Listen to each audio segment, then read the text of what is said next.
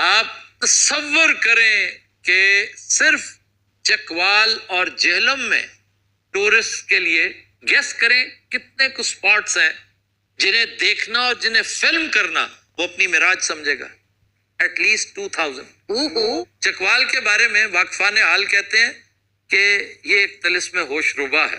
یہ پوری کائنات ہے جو سالٹ رینج کا دل بن کے، اور اس میں ایک جگہ دل جبا، یہ دل کی شکل کا جو پہاڑ ہے، جبا جبل کو کہتے ہیں پہاڑی کو. اور آپ اسی سالٹ رینج سے چلتے چلتے اٹک سے شروع ہو جائیں. اٹک کے چھوٹے چھوٹے چشمے، چھوٹے چھوٹے دریا، ایک دریا ہے ہارو، چھوٹا سا لیکن اس قدر نیلگوں اور شفاف پانی.